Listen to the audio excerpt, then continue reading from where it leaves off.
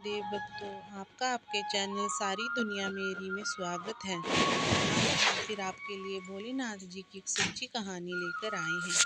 चंद्रपुर नगर में कमला नाम की बुढ़िया और उसके अपने बेटे राणा और बहू मनीषा के साथ रहती थी। कमला भगवान शिव की बहुत बड़ी भक्त थी। वह दिन रात भगवान शिव की पूजा आराधना में लगी रहती थी। उसका बेटा राणा खेती करता, फसल ठीक ठाक होती थी, लेकिन माँ के पास हमेशा गरीबी का रोना रोता रहता था।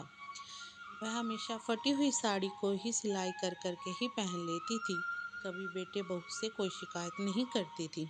उसकी बहू मनीषा सास को देखना भी पसंद नहीं करती थी और ना ही उसे खाने को देती थी, ना अच्छे कपड़े पहनने को देती थी।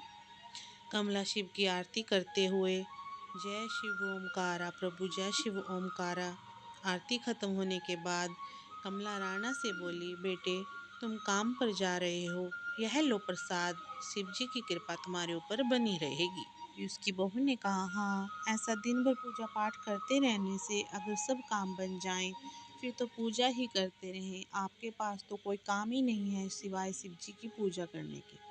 फिर भी आपके शिव जी तो कुछ करते ही नहीं है, आप बस बैठे बैठे आलस तोड़ती हो। बहू की इतनी बातें सुनकर बुढ़िया माई बहुत दुखी हुई, परंतु कुछ न बोली। राणा भी अपनी बीबी को कुछ नहीं कहता है और चुपचाप खेत में चला जाता है। कमला घर में पूजा करती, फिर मंदिर जाती। वह दिन भर शिव भक्ति में ही खुद को व्यस्त रखती थी। इधर मनीषा खुद तो बड़े अच्छे अच्छे भोजन बनाकर खाती, लेकिन सास को रूखा सूखा खिला दिया करती थी। इसलिए दिन प्रतिदिन कमज़ोर होती जा रही थी। और मनीषा कमला से बोली, माँ जी, खाली पूजा ही करोगे, कभी कभार थोड़ा बहुत काम भी कर लिया करो। दिन भर अकेली सारा काम करती हूँ, मैं थक जाती हूँ, और आप सारा दिन खाती हो, पूजा में लीन रहती हो। कमला बोली, ठीक है बहू, लो झाड़ू लगा देती हूँ। तो बहू बोली, नहीं माँ जी, झाड़ू अकेले से क्या होगा, बर्तन भी करने होंगे। लामाई रोज सुबह उठकर झाड़ू लगाती, दो पक्ष बर्तन भी धोती और बाकी सारे समय शिव जी की पूजा में लगी रहती। एक बार कमला ने अपने बेटे से कहा, बेटे कल सावन शुरू हो रहा है, मैं इस महीने में भगवान शिव जी की पूजा करना चाहती हूँ। अगर हो सके तो मेरी कुछ मदद कर देना, ताकि मैं शिव जी को भोग लगाने के लिए प्रसाद व्यवस्था कर सकूं। तो फिर राणा ने कहा, उस ड्रामेबाज भैरव शिव जी की पूजा करने को सावन में विशेष पूजा करने की क्या ज़रूरत है। तभी बहू ने कहा, वैसे भी इस बार खेती अच्छी नहीं हुई है माँ जी, पैसों की काफ़ी दिक्कत है, इसलिए आप अपने यहाँ पूजा पाठ जैसे करती हो वैसे ही कर लिया करो। चुपचाप वहाँ से चली जाती है। आशा को अपनी सास और भी ज़्यादा बोझ लगने लगी। इधर भगवान शिव अपने ध्यान में लीन है। तभी माता पार्वती ने उनसे कहा कि प्रभु, कमला आपकी बहुत बड़ी भक्त है, कितनी तकलीफ में है, आप उसके लिए कुछ क्यों नहीं करते हो, मुझसे अब और कुछ नहीं देखा जाता। तब शिव जी ने कहा, वे इंसान को अपने पिछले जन्मों के कर्म हर हाल में भोगने पड़ते हैं कमला के साथ, लेकिन अब स्कूल की सारी तकलीफ खत्म हो जाएंगी। इधर मनीषा अपने पति से कहती है, सुनो, बाद मेरे भाई की शादी है, मैंने सारी खरीदारी कर ली है, आपके लिए भी हर रस्म के लिए अलग अलग कपड़े खरीदे हैं।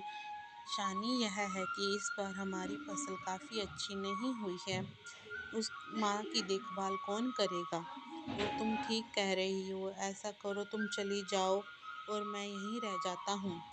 अरे ऐसी कैसी बातें कर रहे हो आप, नहीं जाओगे तो लोग क्या कहेंगे।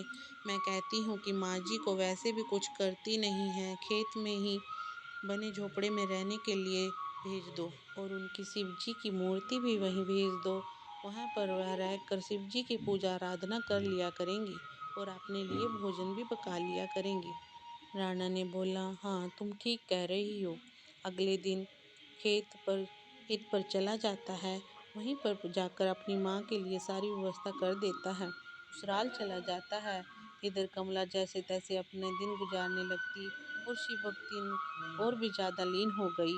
एक बार फिर माता पार्वती जी से कहती हैं, स्वामी अब तो अपने उस भक्त के लिए आप कुछ करें, अब मुझे उसकी तकलीफ देखी नहीं जाती।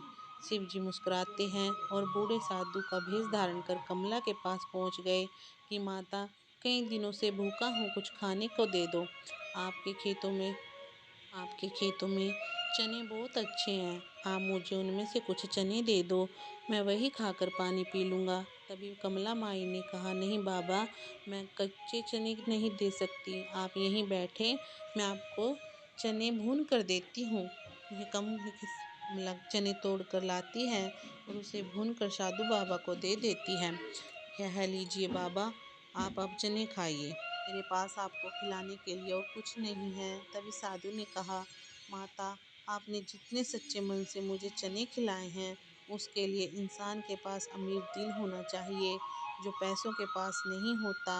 अमीर दिल का होना चाहिए। यह कहकर शिव जी अपने असली रूप में आ जाते हैं। यह देखकर कमला उनके चरणों में गिर पड़ती है और खुशी से रोते हुए कहती है, मेरे प्रभु, मेरे स्वामी, पूजा आपके दर्शन मिल गए, मेरे जीवन धन्य हो गया।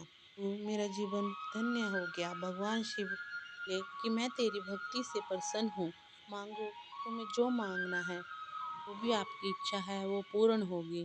कमला माई बोली, भगवान, आपका यहाँ पर एक मंदिर बनवा दो, शांति से यहाँ पर पूजा कर सकूँ, आपकी भक्ति में लीन रह सकूँ।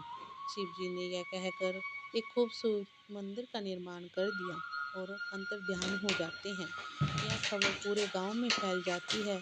अब हर सोमवार को कमला माई यहाँ पर भीड़ लग जाती है भक्तों की, और भगवान जी की आरती रोज सुबह शाम करने लग जाते हैं। ये लोग अब कमला माई की बहुत इज्जत करने लगे। उधर निशा भी मायके से आ गई, जिसकी वजह से निशा के मायके में आग लग जाती है, जिसकी वजह से उसका पूरा चेहरा जल जाता है। जब वह वापस अपने गांव आती है तो अपने के बारे में सब बताते हैं, तो वह देखती है, दौड़कर वहां जाती है।